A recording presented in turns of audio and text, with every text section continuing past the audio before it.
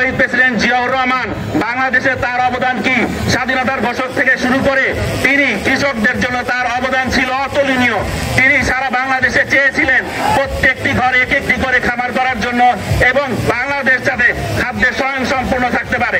সংগ্রামী সাথী ও নেতৃবৃন্দ, তিনি কি করেছেন আপনারা জানেন। তিনি কৃষকরা যাতে সেচের পানি পায়, কৃষকরা যাতে কৃষির বীজ ঠিক মতো সুলভ মূল্যে পায়, সেজন্য তিনি খাল কাটা কর্মসূচি থেকে শুরু করে সারা বাংলাদেশে তিনি ৫,০০০-এর বেশি খাল খনন করেছে তিনি।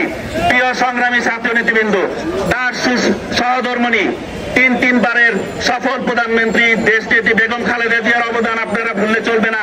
তিনি যখন ক্ষমতায় ছিলেন তিনি কৃষকদেরকে বিনামূল্যে তিনি এই সার দিয়েছেন এবং কৃষকদেরকে তিনি স্বল্প সুদে ঋণ দিয়েছিলেন। আপনারা এটা ভুলে চলবে না, আমাদেরকে এগুলো স্মরণ করতে হবে।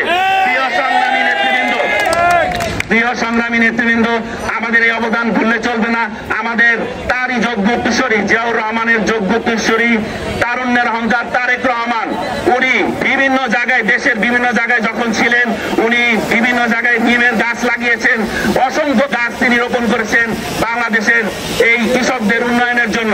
প্রিয় সংগ্রামী সাথী ও নেতৃবৃন্দ, কিন্তু আমরা কি দেখেছি বিগত 15 বছর একটি ফ্যাসিস্ট সরকারের অধীনে বাংলাদেশ পিছনে পড়ে গেছে। তারা কৃষকদের উন্নয়ন তো দূরের কথা, সারা বাংলাদেশের মানুষের ভোটের অধিকার কেড়ে নিয়েছে, সারা বাংলাদেশের মানুষের অর্থ সম্পদ তারা কেড়ে নিয়ে তারা এখন আরামে এসে থাকছে।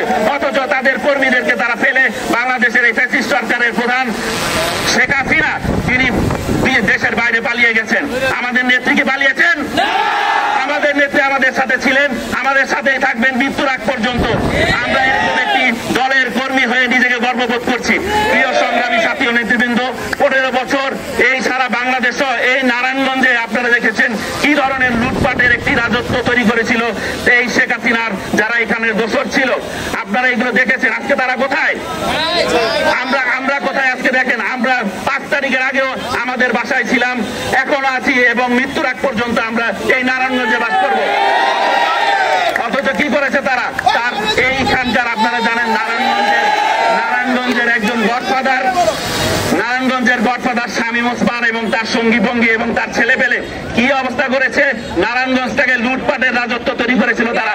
বিভিন্ন জায়গা থেকে তারা চাঁদাবাজি করে আজকে সেই অর্থ সম্পদ নিয়ে তারা দেশের বাইরে তারা সুখের সংসার গড়ে তুলেছে।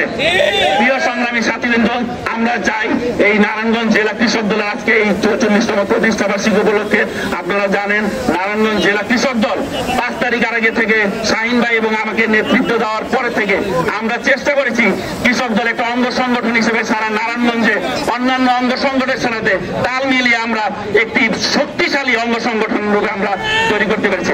তো 15 বছর আমাদের সাথে আমরা আন্দোলন সংগ্রাম করেছি, আমাদের অসংখ্য কৃষক দলের নেতৃবৃন্দ জেল কেটেছে এবং সারা বাংলাদেশে আমাদের প্রায় 15 থেকে 16 জন কৃষক নেতৃবৃন্দ আমাদের নিহত হয়েছে। প্রিয় সংগ্রামী নেতৃবৃন্দ, আমরা কি দেখেছি, আমাদের অসংখ্য কৃষক দলের ভাইয়েরা এই জেল কেটেছে, আমরা তাদের সহযোগিতা করেছি এবং আমরা তাদের পাশে থেকেছি। প্রিয় সংগ্রামী সাথী ও নেতৃবৃন্দ, আমরা চাই কৃষক দল একটি নারায়ণগঞ্জে আরো শক্তিশালী সংগঠন রূপে আরো হবে, আমরা সেটা আশাবাদ ব্যক্ত করি। কৃষক